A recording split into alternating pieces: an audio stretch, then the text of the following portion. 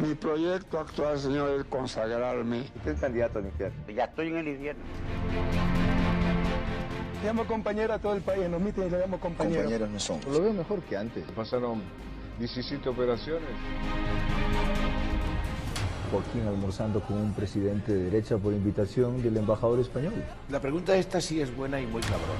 Este es un espacio de opinión destinado a buscar verdades, con frontalidad, crítica a todos y pluralismo. El periodismo de opinión siempre asume una posición. No esperen de mí entonces imparcialidad, pero sí trabajo para ser veraz. Mis opiniones no comprometen ni representan a Canal 1. Yo respondo por ellas. Mis invitados, por las suyas.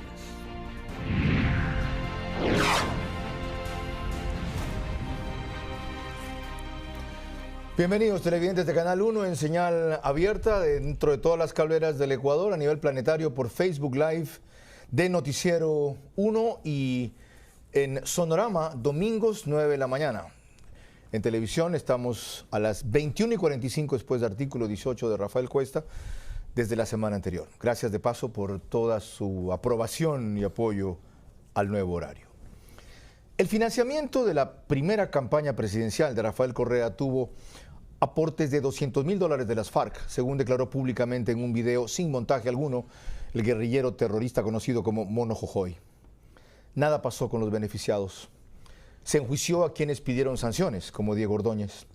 Se persiguió a otros denunciantes. Se quiso vincular a Gustavo Larrea. Ningún candidato elegido fue descalificado. Con la denuncia de aportes excesivos e ilegales a la campaña Correa Glass del 2013-2014, denominados por una de sus receptoras como arroz verde, no ha ocurrido lo mismo. Ella está presa. La abogada Pamela Martínez, luego de una investigación difundida por los periodistas Fernando Villavicencio y Cristian Zurita, en la cual detallan los registros y mensajes que esta señora, que era asesora de Correa y luego fue nada menos que jueza de la Corte Constitucional, llevaba de empresas y personas quienes pagaban directamente a proveedores de servicios y materiales para la campaña o en unos casos y en otros simplemente les entregaban dinero en efectivo. Pero luego apareció un nuevo enlace o una nueva fase de esta investigación referente a la campaña Moreno Glass 2016-2017, que fue anticipado aquí semanas atrás, hace 4, por Fernando Villavicencio. Arroz Verde 502 es la puerta que abre al infierno. Por eso están aterrados. Yo sé cuál es el infierno. El infierno para ti es demostrar que en la campaña de 2017-2018 se repitió esta operación. Todo el periodo vivimos un estado de propaganda y de persecución financiado por plata de las corporaciones. Ergo, Lenín Moreno fue financiado en su campaña presidencial por el mismo esquema. Por el mismo esquema, y vamos a ver en el Arroz Verde con 4.500. Fue guerra avisada y mató gente. Hay entre las ilegalidades detectadas en los aportes de la campaña Correa Glass del 2013-2014 con aquellos de la campaña Moreno Glass 2016-2017 algunas diferencias. Los detalles y constancias o evidencias son mayores en la primera que en la segunda, pero en cambio las barbaridades son más sorprendentes en la segunda, al citarse que se usaron, por ejemplo, $350.000 de los fondos para la reconstrucción de Manabí y Esmeraldas, desviados, entre otros, por un sujeto llamado Carlos Bernal. ¿Cómo hacer que de este nuevo caso salgan sanción y rectificación? Ese es el tema que analizaremos en este programa. Fabricio Villamar, asambleísta de Creo, fue el primero que propuso llamar a todos los involucrados, ya sean funcionarios o empresarios de la Asamblea. Tiene usted 2 minutos para ampliar esa posición, Fabricio, sin interrupciones. Bienvenido. Gracias, Carlos, compañeros de panel, estimados amigos. Yo creo que el marco constitucional y legal se plantearon objetivos que son válidos, es buscar la transparencia del financiamiento, la igualdad de los contendores, una organización electoral y una justicia electoral equilibradas, justas y confiables, y en teoría ciudadanos partícipes y corresponsables del proceso. En la práctica, este marco fue inmediatamente vulnerado, no solamente en el 2013 y 2014, sino también en el 2017 por las investigaciones que se han expresado el día de hoy, pero adicionalmente también pudo haber pasado en el 2009. Y parte de las cosas que deberíamos entender es que la potestad de fiscalizar, de buscar qué es lo que sucedió desde lo político le corresponde a la Asamblea, pero en términos de la responsabilidad ante la justicia le corresponde a la Fiscalía. Y nos están topando dos elementos que a mí me parece que son importantísimos. Al haber desviado recursos de una empresa privada, no de una, sino de varias, algunas de esas, no solamente las transnacionales, sino empresas ecuatorianas de muchísimo reconocimiento. Lo que hicieron fue, por ejemplo, alterar las utilidades de sus trabajadores. Porque si es que ibas a tener utilidades más altas y con el sistema de cruce de cuentas, lo que hicieron fue bajar los montos de utilidades que tenían que pagar a sus trabajadores. Aquí tiene que decir algo también el Ministerio del Trabajo. Pero como en el sistema de cruce de cuentas utilizaron además facturas que le servían a la empresa para descontarse el impuesto a la renta, entonces también afectaron al fisco. Aquí también tiene algo que decir el Servicio de Rentas Internas. Y finalmente, me parece que es evidente que lo que se hizo es utilizar todo el aparataje del gobierno para darle una vuelta a la ley. No nos olvidemos que en momentos en donde todos estábamos controlados por un sistema de control del gasto electoral, 10 segundos. El partido de gobierno utilizaba además los espacios para el Estado para respaldar a sus candidatos. Eso infringió la equidad en una contienda. Gracias, asambleísta Villamar. El doctor Ramiro García Falconi, penalista y presidente del Colegio de Abogados de Pichincha, además de decano de la Facultad de Jurisprudencia de la Universidad Estatal, advirtió en cambio desde el principio de algunas declaraciones que le vi, que en las primeras acciones de jueces y fiscales hay aciertos y errores. Amplíe su posición durante los siguientes 2 minutos sin interrupciones, doctor García. Gracias, bienvenido. Carlos. Saludo para los compañeros de panel y para todos los televidentes. Más que errores, yo creo que la estrategia de Fiscalía va a tener que irse ajustando en la medida que va desarrollándose la instrucción fiscal. Recordemos que hay dos procesos. Un proceso que inicia con la detención de la señora Pamela Martínez, que es el que le conocemos como Arroz Verde 1, y luego otro proceso, el Arroz Verde 2, en donde fueron detenidos y procesados tanto el doctor Alexis Mera como la exministra Duarte. En el primer caso se procesa por cohecho, se procesa por asociación ilícita, y creo que eso va a requerir una reformulación de cargos. ¿Por qué? Porque evidentemente del desarrollo de las investigaciones aparecen el cometimiento de otros delitos mucho más graves. Por ejemplo, lavado de activos. Por ejemplo, testaferrismo. O sea, si la señora Pamela Martínez no era la cabeza de la organización, ella actuaba como mensajera de alto nivel, pero mensajera al fin. Ella actuaba, era un segundo o tercer mando, y había primeros mandos, y ya los ha señalado. Esto es lo que en materia penal denominamos autoría por dominio de organización. Es decir, hay un autor que es la cabeza de la organización que actúa a través de los mandos medios, de los mandos inferiores, de los mandos ejecutores. En este caso, la encargada de recoger la plata era la señora Pamela Martínez.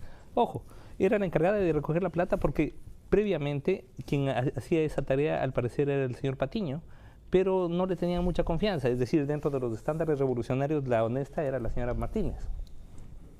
Por cierto, todo esto se descubre porque empiezan, en razón de la desconfianza mutua entre los partícipes, 10 segundos. Le piden que dé cuentas. Entonces ella en los correos electrónicos dice, bueno, tal y tal me dio tanto y luego lo repartimos a tal y tal. Es decir, al parecer hubo pateo, como dicen por acá. Lleguemos hasta allí. Podrá completar en la entrevista que viene los conceptos pendientes. En cambio, yo creo que es necesario la perspectiva o consecuencia electoral dentro de este tema como una arista indispensable para analizar el aporte y en otros casos la exigencia, lo que fue ilegal de fondos para una campaña.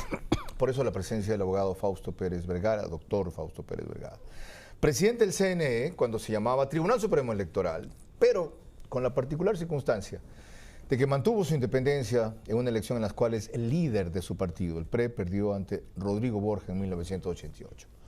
Con esos antecedentes, bienvenido y sus 2 minutos iniciales sin interrupción. Muchas gracias, licenciado Vera. Yo creo que aparte de lo que han expresado los señores panelistas aquí, doctor Villamar, doctor García, hay que agregar algo que los fondos de campaña que se han estado dando para financiamiento de las diferentes campañas electorales desde el 2007, diría yo, no desde los 2013, 14, Correa Glass, Moreno Glass, yo creo que deberían ser investigadas, pero el país se está llenando de denuncias, de actos de fiscalización, se está actuando más políticamente y no se está buscando lo que se espera, que es una reparación total a la sociedad ecuatoriana sobre los atracos que se han cometido de los fondos públicos para financiar campañas electorales y para enriquecerse algunos otros. Yo pienso que está totalmente expresada en forma legal en el Código de la Democracia, antes se denominaba Ley de Elecciones, el financiamiento que tienen que tener los partidos políticos y la forma en que se los distribuye.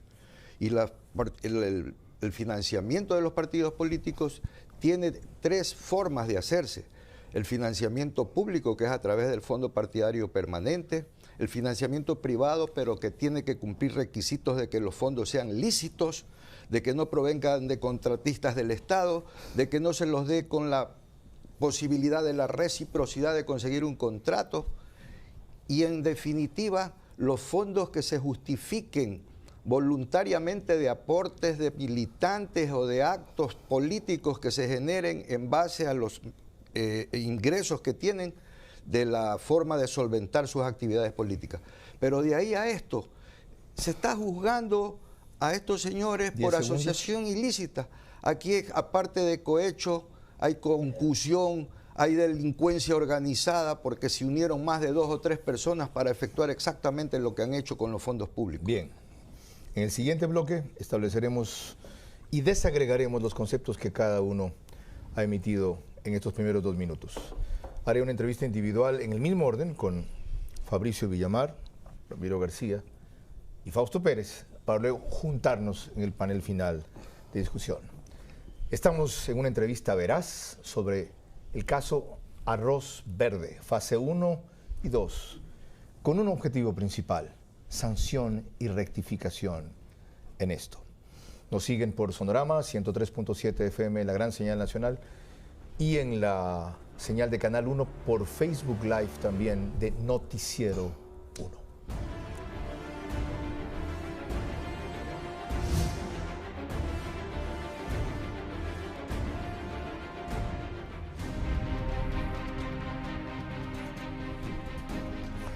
Proseguimos en este panel veraz sobre Arroz Verde, fase 1-2, sanción y rectificación por Sonorama, la gran señal nacional 103.7 FM, 9 de la mañana domingos. Y aquí tenemos un horario en Canal 1 desde las 21:45 tras artículo 18, Rafael Cuesta. Asambleísta, en su intervención inicial usted nos reiteró que hay que llamar a todos, como dijo al principio. ¿Qué pasó? Me diste 2 minutos. ¿Tiene ahora más? A ver, sí. Yo he pedido que al Pleno de la Asamblea no solamente concurran los funcionarios encargados del control, sino que adicionalmente se llame también a las empresas que son acusadas de aportar. Y si bien la Asamblea no tiene un mecanismo coercitivo que le obligue a los privados a presentarse, a pesar de que es una asamblea en la que pueden ir y presentarse los transportistas, los interesados en cualquier norma, para este tema específico sí creo que sería importante que se llame esta asamblea. ¿Quiénes son los funcionarios encargados de control? El Consejo Nacional Electoral, por ejemplo. Entonces tienes el Consejo Nacional Electoral. Que pero no el actual. Pero es que es el actual el que tiene que asistir, porque si no el que no hizo el control, el de Pozo, cuando fueron las elecciones. Sabe Dios dónde estarán, pero en cambio quien tiene la responsabilidad en este momento es el actual, porque adicionalmente no tienes auditadas las cuentas de los últimos 5 años. Ya. ¿Sobre qué base llamar a las empresas con una referencia que no tuvo ningún comprobante, como sí hubo algunos en Arroz Verde 2013-2014? La Fabril ha dicho que no ha hecho aportaciones, Hidalgo ha dicho que no ha hecho aportaciones, de 2 negativas de empresas que recuerdo, y hay un desfile de negativas también. Esto es interesante porque en un momento determinado te tocará hacer cruces entre los comprobantes anexos a las declaraciones de impuesto a la renta de cada una de las empresas, y ahí veremos qué es lo que sale. ¿Qué puede salir de ahí? Esa parte no la entiendo bien. Usted dijo que hay 2 aristas adicionales que chequear aquí. Se pudo estar mermando las utilidades de los trabajadores, y por lo tanto el Ministerio de Trabajo debería auditar eso. Y se pudo haber estado estafando al SRI también, al no declarar ciertos movimientos. Pongamos esto en perspectiva. Los aportes para la política no son malos, pero tienen que seguir ciertas reglas. Hay quienes no pueden aportar porque tienen un contrato con el Estado, por ejemplo, porque ahí se configura lo que podría haber sucedido, es decir, no hubo una donación de recursos, sino una extorsión de quienes entregaban esos contratos, que para la entrega de los contratos pedían plata. Esta plata te servía para la campaña. En la campaña ganabas con semejante cantidad de plata y volvías a entregar contratos a las empresas que después les volvías a pedir plata. Ese fue el mecanismo que se utilizó. Y las entregas de tus colegas del 2013 y 2014 sobre cómo fue ese financiamiento, de alguna manera nos hacían pensar que si es que eso hicieron en el 2013 y 2014, ¿por qué no lo van a haber seguido haciendo? ¿Con los mismos o con otros diferentes partidos? Con una diferencia. En la segunda investigación, ahí como yo citaba al principio, también aparece utilización de recursos públicos. Pero sí, pero mucho menos soportes que los que hay en la primera para creer que se reeditó el capítulo exactamente igual. Entonces, en la primera no hay indicios, sino hay comprobantes, si se quiere. En la segunda hay presunciones que son lógicas, pero solo presunciones. ¿En función a eso va a hacer usted desfilar a toda la Cámara de la Construcción por la Asamblea? No. En función a eso, lo que nosotros necesitamos es que la Fiscalía haga lo que tiene que hacer. Y por otra parte, una vez que ha sido mencionados aquí, el SRI tiene algo que decir. Entonces tienen que cruzar información. ¿El SRI de qué periodo? ¿De este? El actual SRI, pero es que ¿del anterior? No. El SRI actual puede revisar todas las cuentas de todas las empresas que siguen funcionando en el Ecuador. Y es parte de las cosas que se tiene que ver. ¿Por qué su pedido no ha prosperado? Bueno, porque el presidente de la República, el presidente de la Asamblea, es el que determina qué se pone y qué no se pone en el orden. ¿Eso fue un lapsus o fue deliberado? Eso del presidente de la República es el que determina lo que va y no va en la Asamblea. Bueno, es un lapsus calculado. Pongámoslo en estos términos. Lo que se necesita es transparencia, Carlos. Quienes te pueden dar transparencia son los funcionarios que actualmente están. O le vamos a llamar al señor Omar Simón para que nos diga cómo hizo sus trabajos en el Consejo Nacional Electoral. ¿Es partidario de llamar al presidente de la República? En un momento determinado, sí. No, ahorita. No, en este momento no. Miren lo que dijo María Paula Romo sobre la implicación que podría tener el presidente en esto, justamente en la entrevista de la semana pasada. Yo tengo mis dudas. ¿Usted cree que el presidente no sabía quiénes fondeaban su campaña? Estoy segura. ¿Ah? Estoy segura. ¿Por? Porque nosotros hemos visto cómo actúa el presidente Moreno en una campaña, en la última campaña. ¿Es ingenuo o es sano? No.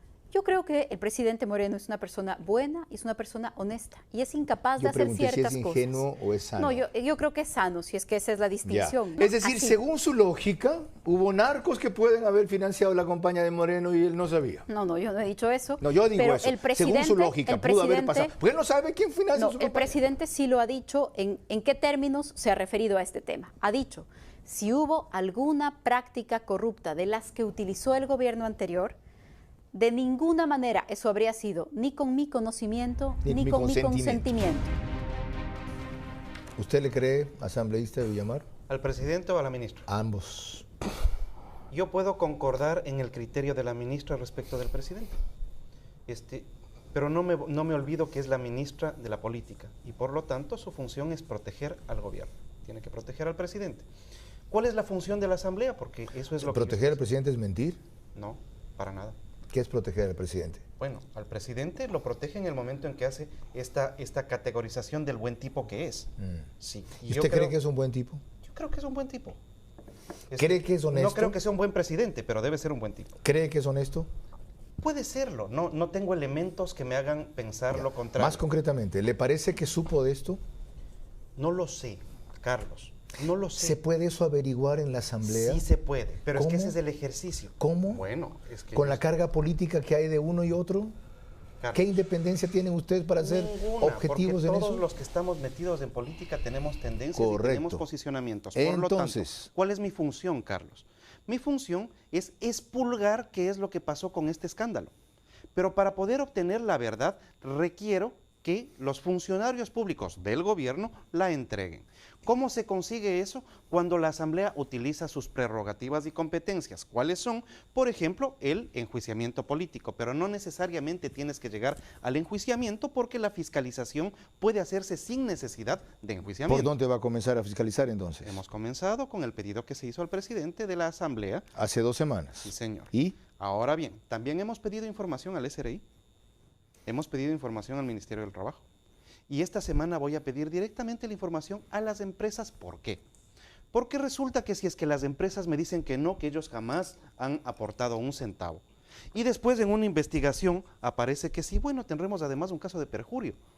Y seguiremos sumando las responsabilidades. Si más les vale que vayan desfilando en orden como hicieron en Brasil parte de las... o en Argentina, sí, o las consecuencias pueden ser peores. Pero pongámoslo por qué. Porque en este momento nosotros estamos diciendo sí los funcionarios, sí el Consejo Nacional Electoral, sí el SRI, sí los políticos y los ciudadanos. Porque a mí me parece que también aquí hay una responsabilidad de todos los ecuatorianos sobre lo que nosotros podemos construir como un sistema político creíble. ¿En qué sentido? Mira, la primera es, por favor, o sea, si es que van a votar, no sean malos. Escogerán a alguien que no sea un gran deportista, un gran talento de televisión, etcétera, sino alguien que pueda hacer bien su trabajo en legislación y en fiscalización. Creo que no es pedir mucho, Carlos. Lo segundo, es evidente que en una campaña, si es que te regalan la camiseta, te están comprando el voto, pues, Carlos. Ese es el punto. Entonces, el ejercicio de mejorar la política no solamente es de los políticos, también es de los ciudadanos. Con eso proseguiremos en el panel con que cierra este programa. Ahora, la siguiente pausa para la próxima entrevista individual con el doctor Ramiro García Falconi, quien es decano de la Facultad de Jurisprudencia de la Universidad Central en Quito. Estamos en una entrevista veraz sobre arroz verde, sanción y rectificación, Postonorama FM 103.7, la gran señal nacional, y Canal 1. No solo en señal abierta y cablera, sino a través de Facebook Live de Noticiero 1.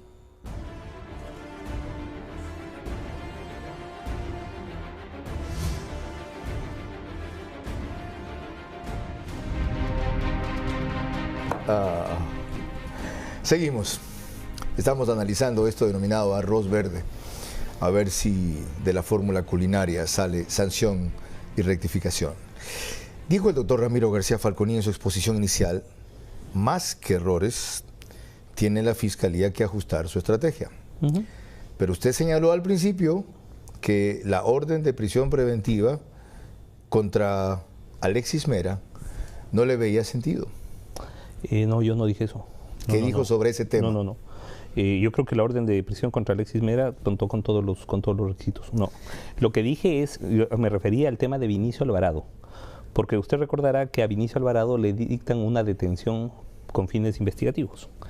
Y luego de que no lo detienen, le mantienen indefinidamente la detención con fines investigativos. Eso no se puede hacer. ¿Y por qué no cabía detenerlo con fines investigativos? No, cabía detenerle con fines investigativos, pero si ya no se puede mantener una orden de detención indefinidamente si la persona, porque la persona ni siquiera no está procesado, él no está vinculado. Entonces no cabía ni siquiera la detención con fines investigativos por 24 horas. La detención cabe contra una persona que no está procesada justamente para investigar. Pero cuando solamente se resiste 24 horas. A otros llamados, si Vinicio Alvarado había constancia de que no fue el primero, de que no era ubicable o se resistía, cabía eso. A ver, lo que cabría en este caso, si es que existen los elementos de convicción como para vincularle, pues que se le procese, que se le formule cargos y que se le dicte la prisión preventiva. Pero lo que no tenía sentido es que se mantenga una detención con fines investigativos ad infinitum y que una persona sin estar procesada tenga una orden de privación de libertad. Ya, entonces lo que ahí cabía es, le dieron la orden de detención, no concurrió, se elimina la orden de detención. Se elimina la orden de detención. Hasta un siguiente llamado. O procésenlo.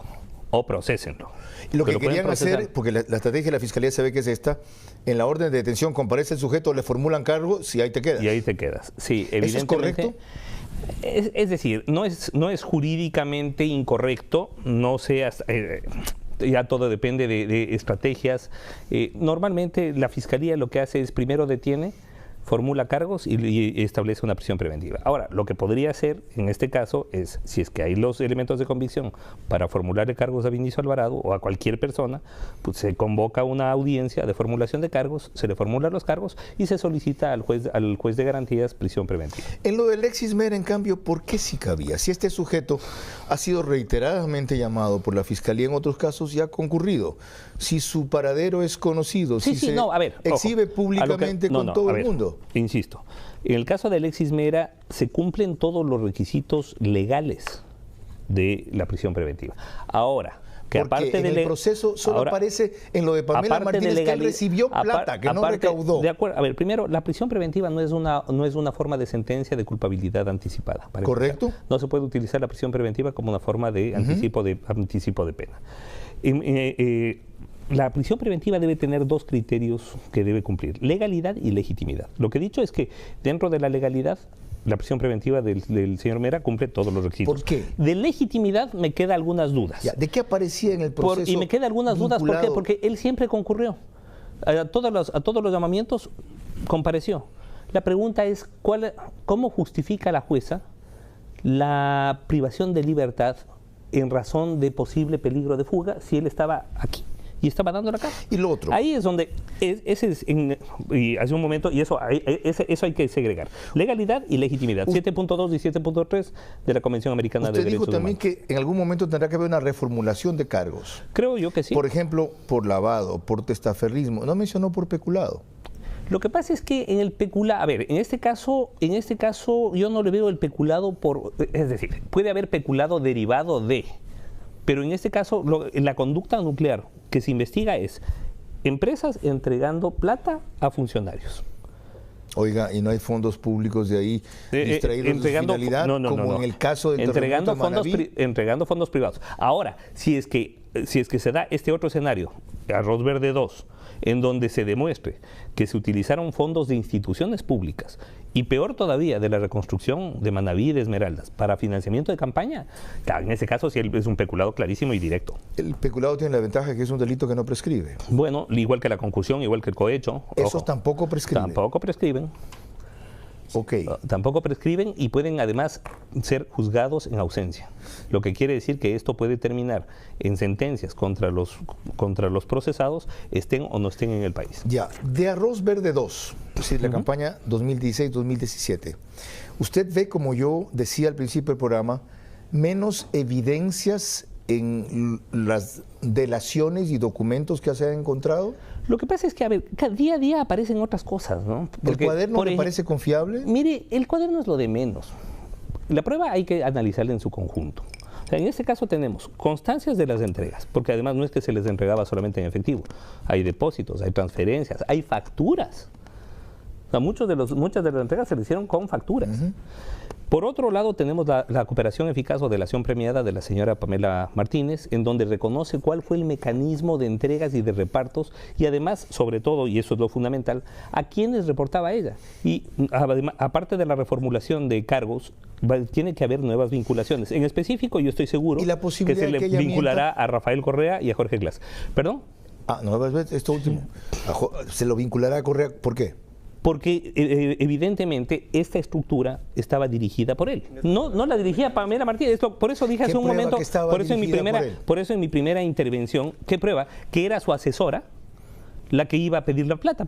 O sea, no es que a Pamela Martínez... ¿Qué le daba esas instrucciones? Es decir, la prueba parte de cierta lógica. Nadie le entrega a Pamela Martínez $11 millones por ser Pamela Martínez. Le entregaban por ser la asesora. De hecho, mucha gente dice, y es más, en las versiones me ha encargado que, y por ser una persona tan cercana, confían. Sí, no, pero a ver, en este caso, por ejemplo, Odebrecht sabía perfectamente a quién estaba entregando la plata.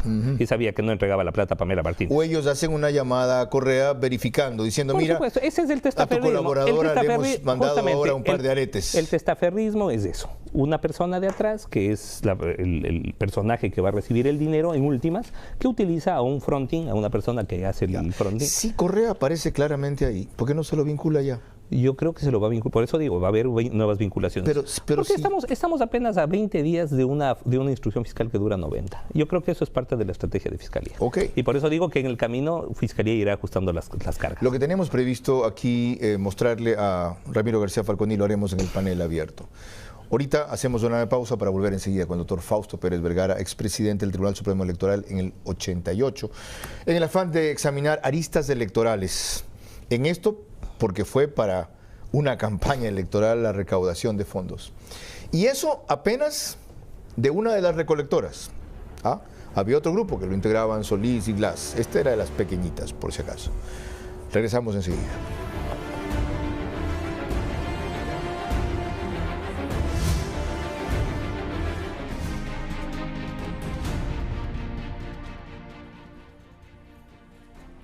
Cuarto bloque de esta entrevista verás a 3 personajes diversos sobre un tema en común.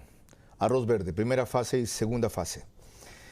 Una serie de denuncias que tienen aristas electorales, puesto que los fondos recaudados fueron, por lo menos eso se dice, para financiar la campaña electoral Correa-Glass 2013-2014 y la de Moreno-Glass 2016-2017. Fausto Pérez, doctor, con lo oído hasta ahora, electoralmente, ¿qué delitos se pueden perseguir o qué transgresiones se configuran aquí? Bueno, quisiera hacer una pequeña digresión en este momento en relación a lo que expuso el doctor Aguilar. García, perdón. Disculpe. García Falconi. Sí, es que hay un Ramiro Aguilar que fue el candidato por tu partido. En cuanto al llamado para que declare sobre este tema el señor Alexis Mera y también el señor Vinicio Alvarado. En el caso de Vinicio Alvarado se hace un juego jurídico mediante la presentación de una petición de habeas corpus preventivo para impedir que se le limite su movilidad y que se esté atentando contra su seguridad, aparentemente. Y queda sin efecto, como decía el doctor García, la orden de detención para que concurra a declarar. Pero con esta forma de manejar el aspecto político de la detención preventiva, de convocarlo a declarar, mañana o pasado también una persona que se sabe con convicción de que es causante de un delito o una violación, pide porque está siendo perjudicado en su libertad un habeas corpus preventivo y queda en libertad. Aquí... O sea, ¿usted no está de acuerdo con que le hayan concedido el habeas corpus a Vinicio Alvarado? Yo no creo. Porque de esta manera, en este momento, entonces la medida del artículo 530 precisamente del Código Orgánico Integral Penal, que habla de la posibilidad de que el juez solicite la comparecencia por 24 horas para fines investigativos, queda sin nada. Ahora tiene que vincularlo en el proceso y llamarlo posteriormente a declarar. Hay una cosa mucho más grave ahí. Si eso no cabía, es decir, si no cabía, como dice Ramiro García Falconi, la orden de detención contra él, porque no estaba vinculado en el proceso, aunque... Ojo, yo digo que cabía la orden de detención, lo que no cabía es mantenerla. Mantenerla, perdón, ya. Ok, si hay una torpeza por parte de la Fiscalía, ¿es precipitación? Es la juez. No. La juez, correcto, por parte del juez. ¿Es precipitación o es desconocimiento del derecho? Yo pienso que aquí los temas se están manejando con mucha premura y no se están aplicando los textos legales. La fiscal tiene que solicitar en este momento, mediante una vinculación que haga al proceso al señor Alvarado y disponer que lo hagan concurrir con la fuerza pública a declarar. Manejando con mucha premura, ¿por qué? Porque aquí estoy viendo que el doctor Villamar insinúa que tenemos que llamar a todos los empresarios, a todas las personas que han estado vinculadas con el caso Arroz Verde, pero estamos atrasando la gestión legal. Estamos manejando 2 escenarios paralelos que persiguen lo mismo, sin dejar que haya un poquito más de celeridad procesal. Ok, ya en el panel entraremos en el debate los 3. Ahora completemos la parte que a mí me interesa. Electoralmente, ¿qué pasa con esto? Desde la perspectiva de regulación electoral, ley electoral, infracción electoral. Bueno, está establecido legalmente en el Código de la Democracia, como lo expresé hace un momento, la forma en la que se puede financiar a los grupos o organizaciones políticas debidamente registradas y que presenten y justifiquen sus gastos electorales hasta los 90 días posteriores a las elecciones. Ya, todos sabemos que eso es una hipocresía, porque los fondos que vienen del sector público que usted citó tienen una limitación controlable. En cuanto a los privados lícitos, hay 1000 formas de evadir esta cuestión. Respecto a los militantes o los actos políticos que también citó, igual. Y lo que se constata en los hechos, en la realidad, es que una campaña cuesta mucho más de lo que se declara al CNE. Y el CNE se da por satisfecho controlando, casi digo una palabra inapropiada, aunque estamos entre tres caballeros, controlando minucias, es decir, propaganda en medios, vallas y alguna cosa más. Discúlpeme, el licenciado Vera, y con todo el respeto a la ciudadanía y a los panelistas. Esto se viene dando, como lo dije desde el comienzo, desde que este régimen de la década pasada asumió el poder en el Ecuador. Usted dijo de 2006. Desde 2006. Yo cité lo de las FARC al principio. Ya. Entonces, ¿qué ocurre? Que no es que se fijan en minucia. Durante todos estos años fueron auditados los gastos de contribución para campañas electorales a las diferentes organizaciones políticas y salieron limpios, como que todas las cuentas que habían rendido habían sido claras y bien manejadas, apegadas a la ley. ¿Quién falla entonces? Los entes de control. Y ahora, ¿en este caso los consejos nacionales electorales? No, el ente de control a los gastos era la Contraloría del Estado, y en la Contraloría del Estado no salió absolutamente nada en lo pasado, pero ahora sí hay un informe de Contraloría que es paralelo y es similar a la denuncia que hace Pamela Martínez en cuanto al financiamiento de los gastos electorales en los diferentes partidos políticos. Okay, usted nos ha metido sin querer en lo que yo no quería entrar todavía, que es el debate en el panel final. Bueno. Con eso proseguimos enseguida en este encuentro veraz sobre arroz verde, fase 1, fase 2, sanción y rectificación.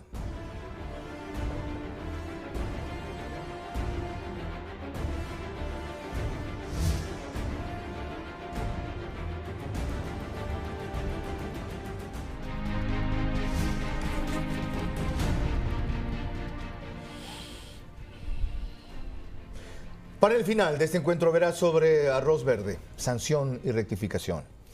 Dijo el doctor Fausto Pérez, asambleísta de Villamar, que en el momento que usted pide que se investigue todo y a todos, está conspirando, no uso esa palabra, la uso yo, o está afectando la celeridad que podría tener la investigación. Y en verdad ese riesgo se corre. No es cierto, porque son dos vías diferentes. Es decir, lo que nosotros tenemos que hacer es que la Asamblea no se abstraiga de estar sobre un caso que es grave. Pero esto no le está impidiendo para nada a la Fiscalía que haga lo que tenga que hacer. Y el momento en que nosotros estamos pidiendo que el SRI venga y entregue información a la Asamblea, la misma información va a poder entregarla a la Fiscalía. Aquí no se entorpece nada. Lo que no podemos darnos el lujo es de que en función de no entorpecer nada, dejemos afuera algunos de los peces grandes. Eso no hay que hacer. Aclarado el tema, doctor Fausto Pérez. Bueno, yo lo que trato es de decir y hablar de la celeridad procesal en cuanto a la posibilidad de otorgarle a la Fiscalía y a los jueces, a los operadores de justicia en general, elementos de convicción y elementos de procesamiento de manera más ágil. Porque de una forma u otra a veces habría que esperar los resultados que tengan las personas que ustedes desean citar en la Asamblea para luego entregárselos a la Fiscalía. La Fiscalía que hemos defendido todos los ecuatorianos y que queremos que haya esta justicia que no aparece por ningún lado, tiene total independencia y autonomía, lo cual se la limitan muchas veces. A ver, ¿tiene total independencia y autonomía de la Fiscalía? No. De alguna manera está administrativa y financieramente sometida, digamos, al Consejo de la Judicatura y han tenido un par de roces en ese sentido. Pero más allá de eso, yo creo que es evidente el cambio que ha tenido Fiscalía en los 2 últimos meses, desde que Diana Salazar está ahí. O sea, yo creo que está claro que los ritmos de procesamiento son otros, las formas de procesamiento son otras, y yo veo, la verdad, con bastante optimismo el inicio de la gestión de la doctora Salazar. Comparto su satisfacción y optimismo, pero soy escéptico respecto a la continuidad por una razón, varias. Reclama más de 530 fiscales que no tiene. No tiene recursos adicionales para la cantidad de peritos e investigadores que necesitan. Los problemas estructurales de Fiscalía son endémicos y además no se solucionan de aquí al jueves. Pero es que en eso estamos claros. Si no hay una dotación urgente de recursos, el problema es que no pueden evacuar la cantidad de corrupción que tienen que... Hay que jugar con lo que se tiene, pero sobre todo hay que relevar el cambio de la visión institucional que ha tenido. O sea, yo creo que está jugando con otros ritmos totalmente diferentes. Mientras Fiscalía normalmente procesaba meses después de que ya los pajaritos se habían volado, acá le bajaron literalmente del avión a la señora Martínez y gracias a eso se ha podido obtener esta delación premiada, esta cooperación eficaz, que nos revela aquello que de alguna manera todos sabíamos. No, gracias a eso, gracias a la investigación de 2 periodistas berracos. Sí, sin duda, pero esa investigación sin un procesamiento inmediato, porque... Se hubiera quedado en investigación, claro, porque la señora ya se hubiera ido. Villavicencio y Zurita vienen investigando desde hace rato, pero ¿qué pasaba cuando entregaban esas evidencias a Chiriboga o a Bacamancheno o a quien sea? ¿Y qué pasa con otras que ellos mismos han entregado en este periodo, en el corto tiempo que tiene Diana Salazar y no pasa nada? Bueno, vamos a ver, lo que pasa es que hay que ser justos también con Fiscalía. Tampoco se le puede pedir todo al mismo tiempo. Yo sé, y esa es mi preocupación, que la oleada de corrupción supera la capacidad de procesamiento. Bueno, pero empecemos por algo, ¿no? Establezcamos un orden de prioridades. Por lo pronto, acá tenemos un caso sólido. Me parece que es un caso que cierra bastante bien en lo probatorio. Y por ahí hay que irse. Además, por primera vez ya lo tenemos a Glass y a Correa juntos en una estructura de corrupción. ¿Por primera vez? Sí, por primera vez probatoriamente. Probatoriamente. Ok. En lo del tema petrolero porque no estaba claro. Es evidente, por supuesto, todos los atracos petroleros y de otras índoles en materia de contratación pública empezaron por un decreto ejecutivo que establecía una supuesta excepcionalidad, un régimen de excepción que no típico. Ok. Doctor Pérez. Mire, primero dejando aclarado algo, la Fiscalía goza de autonomía e independencia en sus funciones de investigación. Yo no he hablado de la cuestión administrativa ni de la cuestión económica. Que a la final puede ser lo determinante. Que eso depende definitivamente del Consejo de la Judicatura, pero en cuanto a las atribuciones y potestad, es independiente. Yo creo que es de muy buena iniciativa lo de la Asamblea, de mantener esta situación, pero tenemos 2 años y más investigando, recibiendo denuncias. Hemos cogido a los peces pequeños, se nos han ido los grandes. El señor, el último al que se le dispuso la medida para que concurra a declarar, Vinicio Alvarado, presenta un habeas corpus preventivo. Bueno, no es preventivo. Bueno, eso es... Con todo respeto, no es preventivo porque presenta el habeas corpus respecto de una orden de prisión que ya se emitió. No. Perdóneme. No era para que cese la orden. Correcto. Pero era preventivo. Entonces no es preventivo. Bueno, eso tendría que usted determinarlo, porque eso es lo que él presentó, un habeas corpus preventivo, porque se estaba atentando a la limitación de su... ¿Qué es lo que usted quiere decir? ¿Que la Fiscalía está permitiendo evasiones y la policía o el gobierno también? La Fiscalía está en este momento un poco confundida porque la Fiscalía debió haber vinculado inmediatamente, mediante la instrucción, y hacerlo comparecer al señor Vinicio Alvarado. Pero igual que Alexis ¿con vinculación o sin vinculación? No, ya hace rato había volado Vinicio Alvarado, porque con la orden de detención lo podían detener. O sea que con ese criterio tendríamos que dejarlo que se vaya nomás. Todo lo contrario. Lo que estoy diciendo es que justamente los nuevos tiempos de Fiscalía han permitido que el número 2, el número 3, etcétera, estén ya ahora procesados y presos. Dice hace un rato había volado Vinicio Alvarado. ¿Cómo hacemos para que no vuelen los nuevos, que saben ellos que están vinculados con este escándalo? Parte de las cosas sobre las que se está conversando el día de hoy es sobre las responsabilidades que tiene la Fiscalía en un caso que nos compete a todos. Yo puedo hacer votos de que le vaya bien a la fiscal. Puedo entender que tienen problemas administrativos y puedo entender que el nuevo Consejo de la Judicatura eventualmente satisfará todas las necesidades. Independientemente de eso, sí hay una necesidad de los ecuatorianos pero ¿cuándo? Es que tantas denuncias. Bueno, ¿cuál es la otra opción? Decir, dejen nomás y aquí no ha pasado absolutamente nada. ¿Por qué deja fuera a la ministra de Gobierno? Yo le decía en la semana pasada que ¿por qué no pide o sugiere a la fiscal que pida vigilancia o seguimiento policial a los que ya sabemos que están vinculados en esto, aunque digan yo no fui, yo no conozco, yo no estuve, yo no entregué, pruébenmelo a mí, Carlos, para evitar, primero, que se vayan del país si es que se van a ir, y segundo, hacer inteligencia. Porque para hacer eso necesitas estar dentro de un proceso judicial. Tú no puedes tener Carlos, qué miedo que me persiga la policía sin tener proceso. Yo dije nomás, perdónenme. Prefiero que se vuelva un piso a vulnerar la presunción de inocencia de la gente. Yo no estoy pidiendo que hagan seguimiento de inocentes. Hay sospechosos aquí. Son inocentes. Son inocentes hasta que no tengas una sentencia, Carlos. Perdóneme. Esto es derecho. Pero aquí estamos tratando de aprenderlos. La joda de las garantías constitucionales, pero así es. De la presunción. ¿Qué vamos a hacer? El asunto es que si no nos comemos el Estado. El asunto es utilizando todas las reglas que te da la Constitución y la ley, tenemos que meter los presos a todos. Se está hablando de presunción de inocencia, cuidando la norma. Porque si no lo hacemos así, el día de mañana esta gente te dice, usted no respetó mis garantías constitucionales y me voy libre. Se está hablando de presunción de inocencia de pillos conocidos. Pillos conocidos que han estado ya vinculados y que siguen vinculados para efectos de investigaciones o de la forma que la fiscalía nos haya pillos conocidos para el discurso político está muy bien, pero no hay la categoría de pillos conocidos en lo jurídico. Yo no estoy criticando la labor. No se puede dejar de reconocer. Y le quiero aclarar simplemente sin afán de discrepar, mi querido doctor. Aquí estamos para discrepemos nomás. Con altura y con dureza. Yo le voy a decir a usted y voy a mandarle a su correo electrónico o a su dirección en Quito todos los periódicos que sacaron la noticia que el habeas corpus fue preventivo. Ya. Porque todos los periódicos. No nos vayamos a este modelo. Aquí, los pillos. Si quiere llamarle preventivo. No, yo no lo quiero llamar, fue lo que él presentó. Doctor, yo no soy abogado de... piense que estos fulanos son pillos conocidos, yo también. Bueno. No pueden tener ellos una orden de seguimiento. Eso me lo acabo de explicar el penalista. Perdón. Si nosotros sabemos que en el proceso penal hay una etapa que se llama investigación previa, a donde la fiscal tiene la posibilidad de convocar a todas las personas que puedan conocer sobre el hecho e informar. De acuerdo.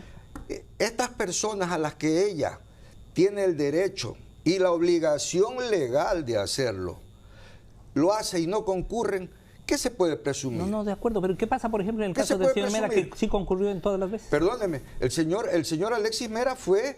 Y hubieron lo que usted mismo respondió. Yo creo que Mera no es santo de mi devoción, ni mucho menos hemos tenido discrepancias, pero las garantías son para todos. Doctor, usted respondió aquí que Mera lo dejaron detenido porque existían los elementos de convicción para que se quede detenido. Eso lo expresó usted. El tema aquí no está en defenderle a Mera. Yo también entendí. Perdón, eso lo dijo usted aquí. Lo que he dicho es que satisfacen los criterios de legalidad.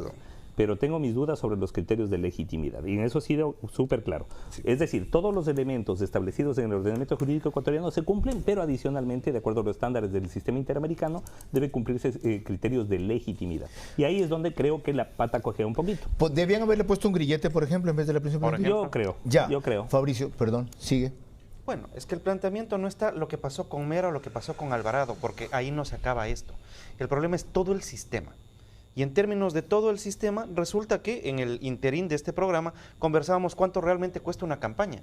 Y una campaña cuesta muchísimo más de lo que el Consejo Nacional Electoral dice o puede controlar. Tenemos un sistema y por lo tanto, mentiroso. Exactamente. Y por lo tanto le dan la vuelta. Y no es que se inventó Correa. Antes también, porque los contratistas toda la vida han puesto plata a los candidatos. Hacer una acotación. Y nunca han reportado esos estamos llegando al segundo punto del programa, que era la rectificación. ¿Cómo vamos a cambiar el sistema hipócrita mentiroso? Bueno, cambiemos las reglas de juego, transparentemos. Las reformas al Código de la Democracia que está promoviendo desde Luis Verde Soto, desde el Consejo Nacional Electoral. Mira, la Asamblea ya pasó el primer debate de un paquete de reformas y lo que se está proponiendo desde, no solamente el consejero Verde Soto, varios más y varios colectivos más están proponiendo, varios legisladores, tendrían que entrar como insumos. ¿Qué es lo que nos está matando, Carlos? Es que las reglas de juego tienen que estar listas un año antes de las elecciones. Entonces, además, tienes un problema de tiempo. Pero es que además mentirosas. Sí, señor. Son. Por eso, si es que nosotros los contratistas no pueden aportar a una campaña, eso es un cuento. Porque todos los contratistas aportan. Es un cuento, sí, pero está en la ley. El tema pero por eso mismo lo que estamos hablando estamos hablando de cambiar la norma. Porque ¿qué es lo que pasa? Que los contratistas siempre aportan y los consejos nacionales electorales hacen los ordenémonos un ratito. Entremos en la conclusión. Un ratito. ¿Qué hacemos entonces con ese tema, doctor Pérez? Antes que nada, No. Aquí, si el tiempo se me viene encima, quiero conclusiones. ¿Qué hacemos con este problema de que hay un sistema hipócrita? ¿Cómo reformamos la ley para que sea razonable, pero realista? Yo creo que en ese momento sí habría con todo el derecho del mundo y de lo que ansía el pueblo ecuatoriano, pedirle a la Asamblea que trate una reforma al Código de la Democracia sobre este tipo de aportes, más que nada teniendo que ver con la licitud de los fondos, desde el origen de los fondos. Ahí hay un punto. O sea, ¿a usted le interesa más que el origen sea limpio, no que el volumen tenga un tope? Es decir, son circunstancias, porque la campaña no puede usted ceñirla estrictamente a que se le da tanto a uno o al otro, porque a veces... En las grandes democracias hay un tope para Hay un para el tope, aporte pero no se le individual. puede dar desproporcionadamente a campañas de ciertos candidatos lo que no se merecen y no lo dispone la ley. Una pequeña acotación. Con el doctor. Ha sido interesante discrepar legalmente con Abreviemos usted. nada más. Pero déjeme decirle algo, y lo hablo en nombre de los miembros del tribunal que yo presidí en el año 87 y 88, algunos fallecidos, gente muy honorable. Jamás, en ningún momento, ni después de 10, ni de 5 años, ni de 20 años, jamás se cuestionó la forma del manejo, de la organización del proceso, de la entrega de contratos. Y Eran eso otros fue tiempos. reconocido. Por eso lo invité aquí. Yo destaqué al principio. Y destacamos que esos escrutinios no lo hacíamos con máquinas. Siendo usted del partido de Bucaram, ¿ya? Nunca puso un obstáculo a que ganara su archienemigo, que entonces fue Borja. Fabricio, ¿por dónde debe ir la reforma? Una reforma que busque transparencia, maneje bien el límite, tenga capacidad de control y garantice equidad. Y que no obliga a mentir. Y que no obliga a mentir, esto es. Esta es la parte que más me preocupa. Si no obliga a mentir, no puede haber limitación en los fondos entonces. No, señor, pero es que sí tienes que limitar en algunas partes. Yo prefiero que digan... La empresa contratista del Estado no puede poder. A ver, un ratito. Yo preferiría una norma que diga la empresa contratista puede aportar, pero tiene que reportar a la autoridad electoral, que una norma que diga la contratista no puede aportar y en efecto aporte y sin reportar a la autoridad electoral. ¿En su caso, asambleísta? Mira, los aportes de privados, bienvenidos, es lo que tiene que ser, pero tienen que ser registrados. Exacto. ¿Sin límite? No, tú tienes que tener límite, porque caso contrario permites al que actualmente existe.